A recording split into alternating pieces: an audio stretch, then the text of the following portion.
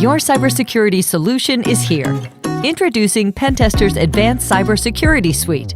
Ready for peace of mind? Try it for free. No credit card required. Pentester.com. But while I'm in prison, I started having, I don't know, some kind of awakening, a spiritual awakening, whatever you want to call it. And I started thinking that maybe this life I'm leading isn't all that.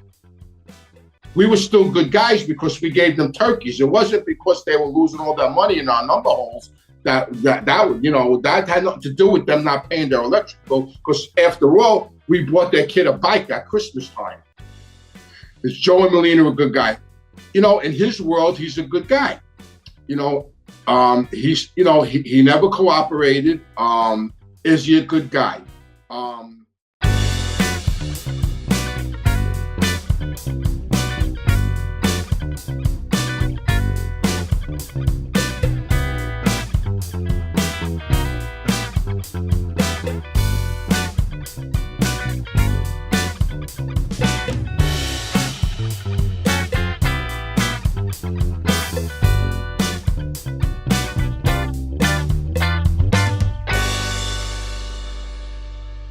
Hello, everybody. My name is Anthony Ruggiano Jr. I want to welcome everybody to Reform Gangsters. And if you like our content, please hit the subscribe button and ring the bell. And also, please become a Patreon member. It's Christmas time now. It'll be a good Christmas present for somebody that's interested in mob stuff and recovery stuff. So, become a Patreon member.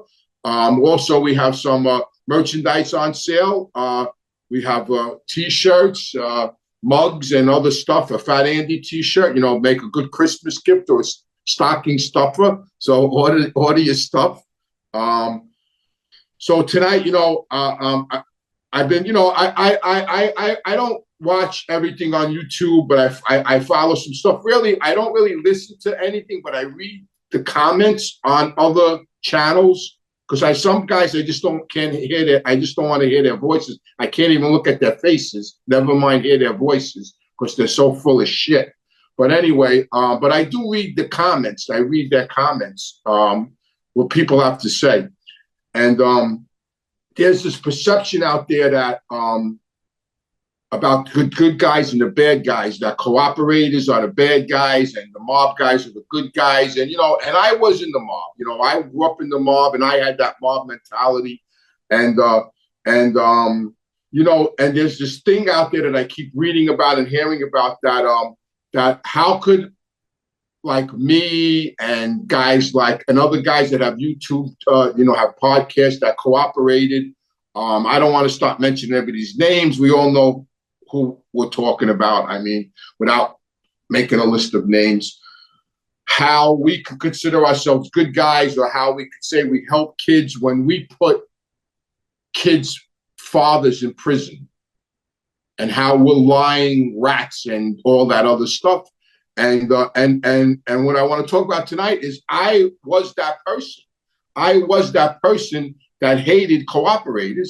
I was that person that wished vicious things on them. And I'm going to use a personal story to explain what I'm talking about and maybe clear some of this stuff up. So my wife, Alice, my first wife, Alice's family was very mobbed up. Her great uncle was happy. She was a Mayoni. Her name was Alice Mayoni. So her great uncle, Harry Mayoni, was a member of Murder Incorporated. He was the main member of Murder Incorporated. He was partners with the Dasher Abadando. These are the people that raised my father, as we all know. Her grandfather, the Duke, was a made member of the Gambino family from Albert Anastasia, made her grandfather. So her great uncle was in Murder Inc. Her grandfather was a wise guy. Her whole family was mobbed up. And her brother Louis, who became my brother-in-law, was a knockaround guy, went to school with John Gotti, Jeannie Gotti. They went to Frank K. Lane together. He hung out with them when he was younger. Then he did some things that were underhanded, and he sort of stopped staying with them. But he hung out with them. He ran with them when he was a teenager. He ran with the Gotti crew when he was a teenager, Louis. So I hook up with him again. I had a falling out with him anyway. That's another story. I hook up with him again in 1988. I hook up with him again. I hook up with him. He was living in Georgia, working with Tony Pep, who was a wise guy, who was a made member of the Gambino family.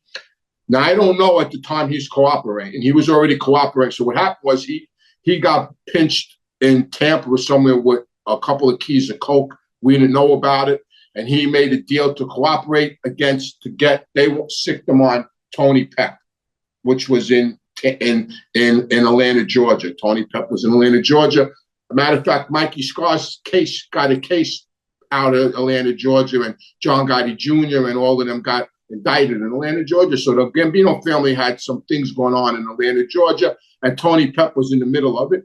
So they sicked Louis, my brother-in-law, on him. While this was going on, I'm running around Miami with Nicky Carrazza, who was the acting boss of the Gambino family. He was on the panel with John Gotti Jr. and Pete Gotti. The three of them ran the family for John Gotti Sr. They were on the panel. And I'm going back and forth from New York to Florida, and I'm running around Florida with Nicky Carrazza. Something happens in Georgia. Louis can't get Tony Pep. He comes back to Florida because his family was here. His kids were here. His ex-wife was here. He comes back to Florida. Me and him make peace, and the feds now sick him on us.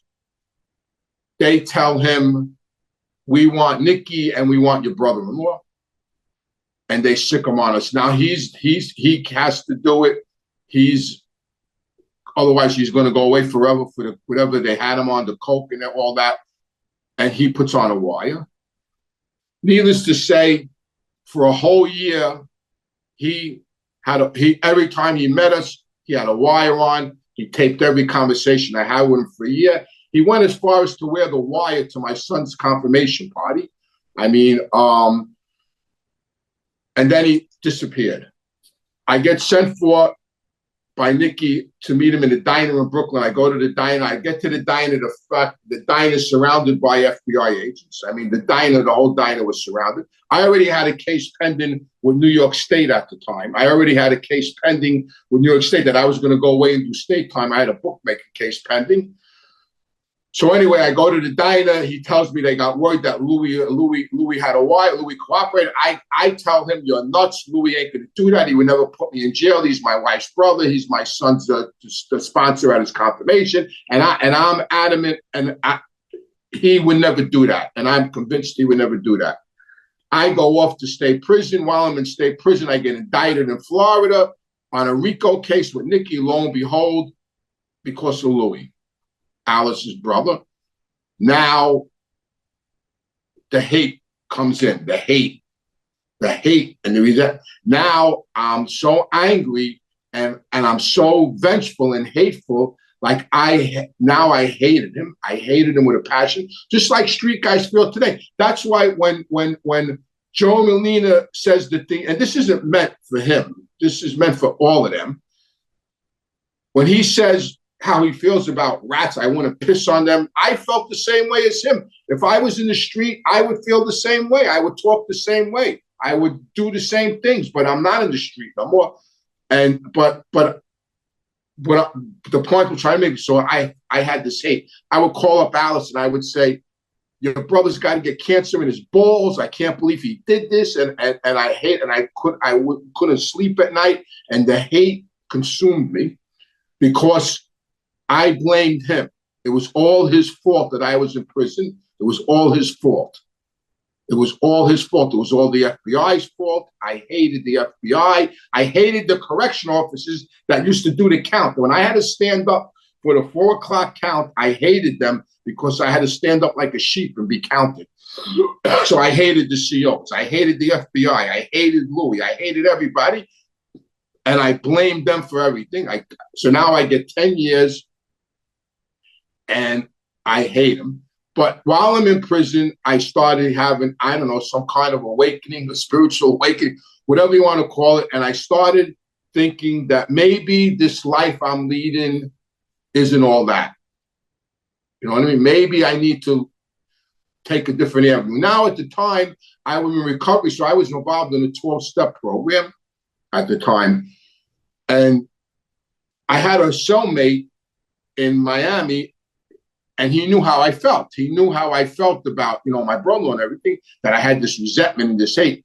And he told me one day, he said, listen, until you see the part you played in your life, that resentment and that hate's it's like a cancer. He told me, he goes, you need to see the part you played in your life. And I like blew him off, like, yeah, whatever the fuck, yeah, all right, the part I played.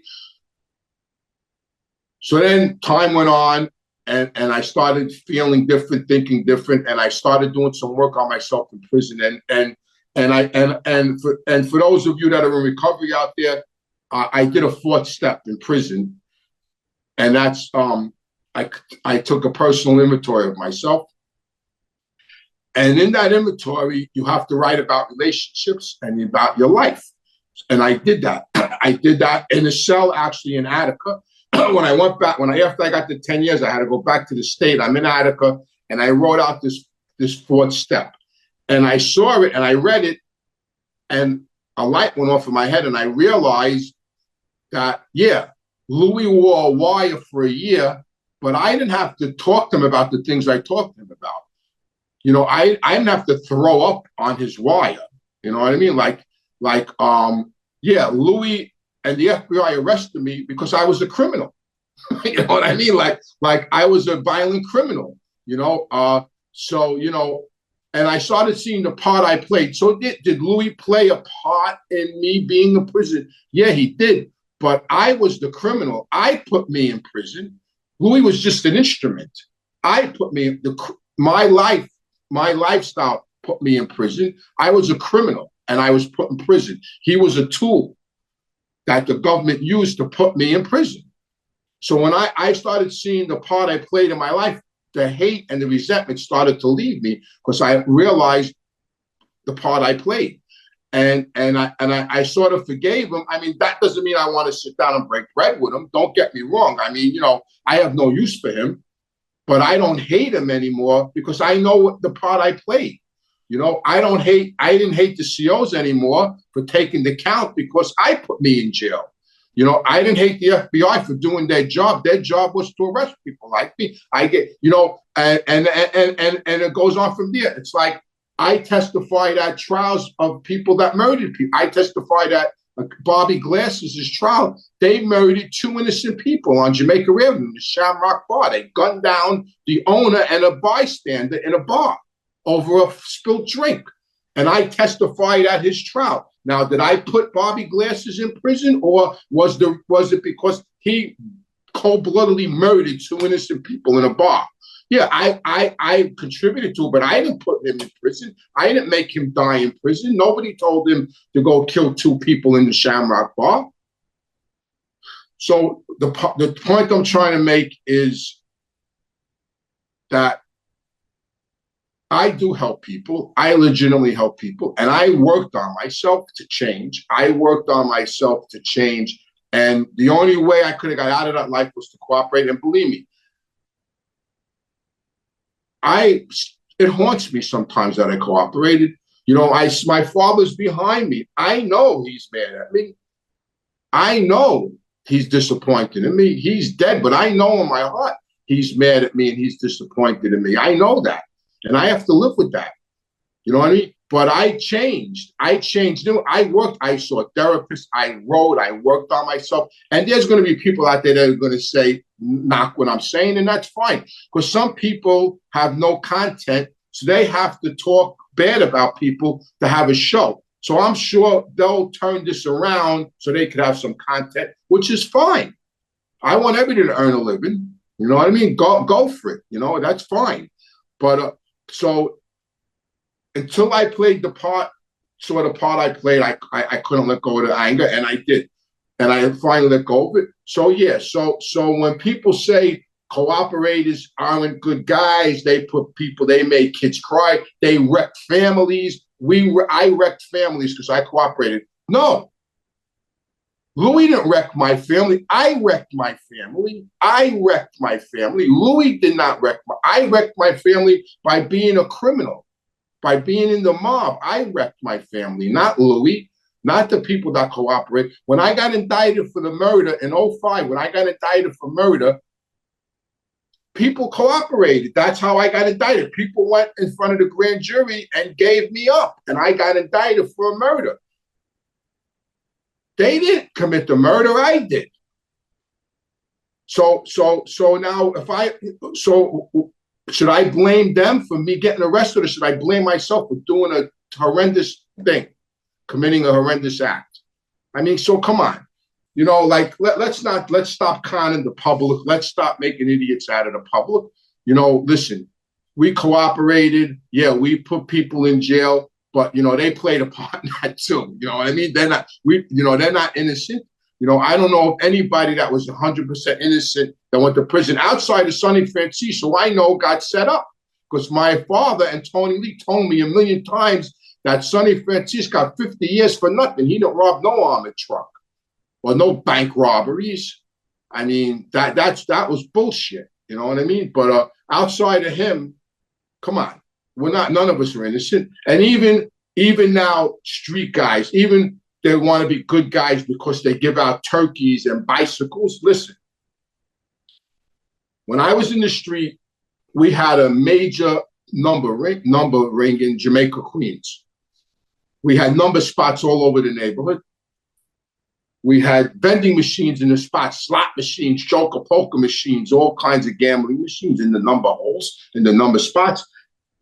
People used to come with their welfare checks and gamble and lose all their money, right? People used to come and lose their rent money, but on Thanksgiving we gave them turkeys, so that made us good guys, right? Because, you know, just because they couldn't pay their rent or their electric got turned off and their kids had no electric to do their homework, we were still good guys because we gave them turkeys. It wasn't because they were losing all their money in our number holes that had nothing to do with them not paying their electric bill. Because after all, we bought their kid a bike at Christmas time. So we were good guys, right? Because, you know, we sold drugs in their neighborhoods. We gave them turkeys on Thanksgiving, so that made us good guys. I mean, come on, like, let's be real here. Let's be real. I was not a good guy. You know what I mean? I was not. Yeah, we gave out turkeys and we gave out Christmas gifts and we did all that stuff, but we weren't good guys. We did that because we were making money with them. We didn't do that because we were nice, kind people, because we were elves working for Santa Claus. We did that because we were taking their money, and that's why we did that. So let's be real. And anybody that says that's not the reason is full of shit. We did that because we were taking their money. We were earning money in their neighborhoods. So we treated them nicely. But that did not, because we treated them nicely and because we treated them with respect, does not mean we were good people, because we were not. Because we would have robbed them and killed them in a heartbeat and not even think about it. So, so let's try to wrap it up. So the point I'm trying to make is that when people say that cooperators, put people in jail and wreck families, that's not 100% true. There's a little truth to that, but the bigger truth is the person that we're cooperating against played a big part in that. And I'm saying that because I was that person. I was on both sides of the fence. I was cooperated against, and I cooperated against. So I know I'm not unique, because there's other people out there that are talking about the same thing, that were on both sides of the fence, just like me. They were indicted and went to prison because of people cooperating against them, and then they also became cooperators. So they'll understand what I'm talking about. But and this goes for anybody that has a resentment, and I'll talk a little recovery now. This goes for anybody out there that has a resentment towards anybody, a daddy issue, a mommy issue, or any kind of issue that has any kind of resentment. Write about it, journal about it, and see the part. We all played a part in our life. We played a part in everything, even with my own mother. I'll even say this personally. I had mommy issues because my mother was very cold-blooded and cold-hearted and unaffectionate. And I had a resentment towards her, big-time resentment. And when I wrote that inventory about Louis and everything, I wrote about my relationship with my mother. And for the first time in my whole entire life, I realized that my mother in that picture was only 19 years old, and she's pregnant with me. So here was a 19-year-old kid, pregnant, married to a wise guy that, running all over Brooklyn, killing people, So, I let go of that resentment because I finally realized she was a kid with kids. What the fuck did she know? And so we have to work on ourselves. I had to work on myself to come to these conclusions, but it just gets me, it makes me laugh when I hear these people on YouTube, talking about, all this nonsense and calling people names and making shit up for content. It's crazy. If you're enjoying my show, please join my Patreon, ask your questions live, and please join my Patreon at reformgangsters.com. So I don't want to get into talking about specific people or names, but I keep getting a lot of questions about Joey Molina, and I don't want to get into a war of words with Joey Molina. I don't like what he said about Michael Francis. Michael Francis is a dear friend of mine. Michael addressed it today really eloquently on his YouTube channel. Michael laid it all out, and he did a great job. He addressed it. He addressed Joey Molina and other people that are bad-mouthing him, for the first time, because Michael doesn't talk about it, and I don't really want to talk about it. But people keep asking me questions, and they are subscribers. They are my subscribers, so I owe them some kind of respect. They support me. So, for me to just keep blowing off their questions, I can't, So is Joey Molina a good guy? In his world, he's a good guy. He's, he never cooperated. Is he a good guy? He thinks he is. He gave out bicycles for Christmas. But like I explained just before, he gave out bicycles, but when he was mobbed up, I don't think he's active anymore because I don't think he could be active with a podcast. I mean, I hear rumors, from people I talk to that the families in New York sent word to Philly for him to step down, and but that's all gossip. None of it might be true or might not be true. My own knowledge of the mob and how it operates, I don't think an active boss or an active member or made member of the Mafia could have a podcast. But maybe I'm wrong. Maybe today it's okay because it is a different world out there today. Maybe it's okay for a mob boss to have a podcast. I don't know. I don't think it is, but it might be. So is he a good guy? Well, let me put it this way. The little bit I know about the Philadelphia Mafia, his crew, him, his man Lance, his man Stevie, his man Georgie Borghese, they took over Philadelphia, took it over. And when I was in the street, I looked up to them. They were my idols. I mean, I had mucho respect for them in the street. Like, they were guys my age and younger than me that took over the city. I mean, everybody paid them. Gangs. I was in prison with the Black Mafia that was a gang in Philly. They paid them. Nobody did nothing in Philadelphia without their okay. Nobody did anything in Philadelphia without Joey and his crew's okay. And I know this for a fact. Nobody did nothing without his okay. Nothing. And the reason why they paid them and the reason why they answered to them, because if they didn't, they would get clipped. Plain and simple. They knew that if they didn't kick in to that crew, they were going. So does that make us good guys? I'll leave the answer to you. To the public, does that make them good guys? Because now they didn't cooperate. They didn't cooperate. We cooperated. So we're the bad guys. They're the good guys.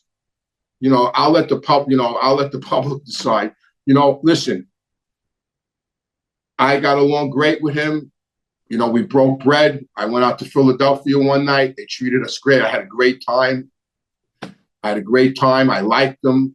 If I was in the street now, if I never cooperated, I would probably hang out with him. I would probably had a relationship with him.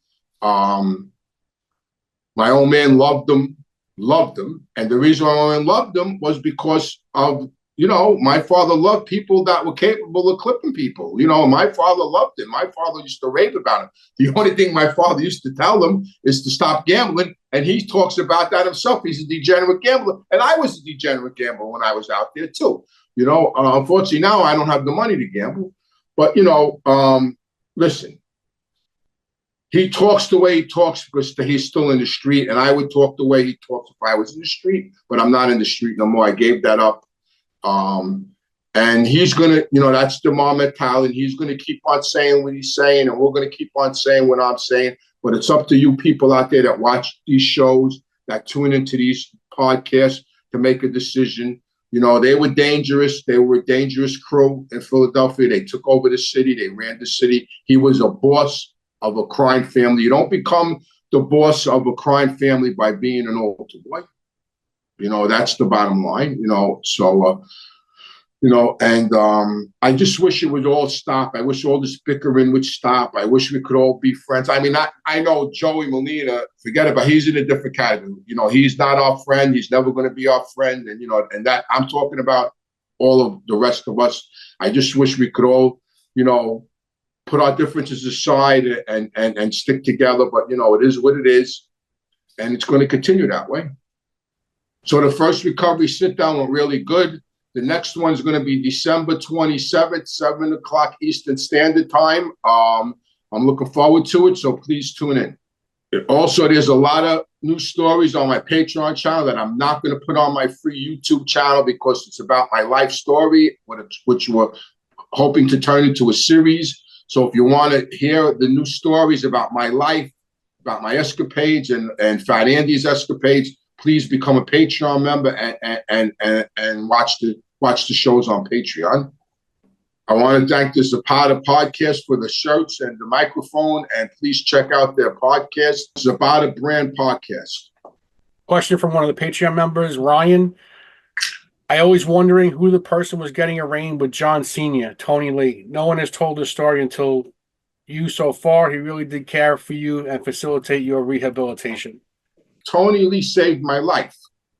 Tony Lee paid cash $250 a day for my treatment. When I went into treatment, he paid cash $250 a day for 21 days. I was in the treatment center. Change was the hardest thing I did. Yeah, change, you know, it's scary. You know, it's the unknown. You know, you got to fight through all your insecurities. But, you know, you get to a point where, you know, you get the gift of desperation, they call it, you know. And, you know, and enough's enough. I mean, you know, when is enough going to be enough? You know, and if nothing changes, nothing changes. If I didn't change my life, I'm in locked up in a jail cell. And if nothing changed, nothing's going to change. So if I didn't change what I was doing, that was my future.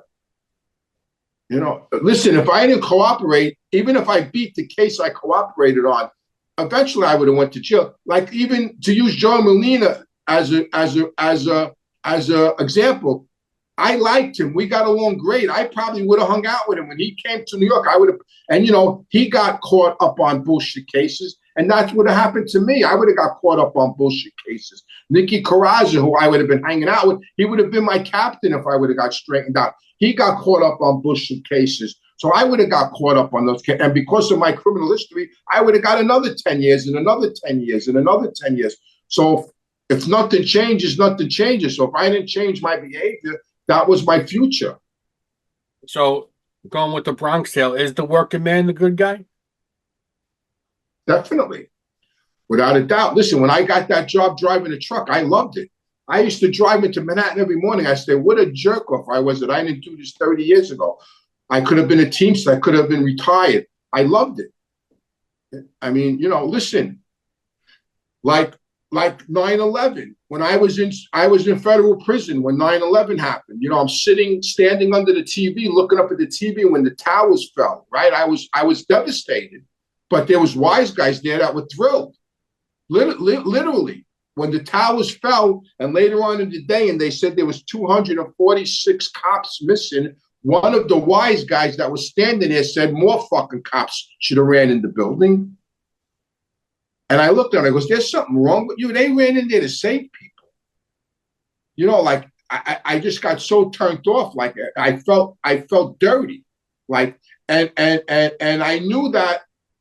This is, I knew that my father and Tony Lee and all of them, that's how they felt. So who's the hero? Are they? I think the guys that ran into the building, the first response, 9/11, the firemen and the police officers that ran into a building where a jet plane crashed in.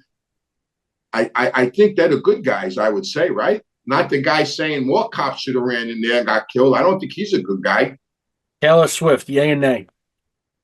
Taylor Swift, I like Taylor Swift. She's a good kid. I like her. My daughter likes her. I mean, I'm not a Swiftie. Let's not get crazy, but I like her. I think she's a good kid. I think this guy she's with, I think he's a nice guy. I tell my daughter all the time, I guarantee you they get married. But I think she's a good kid. She's tight. Her father's at all her shows. She's always with her family. I don't think she's like a douchebag. You know what I mean? I think she's a good kid.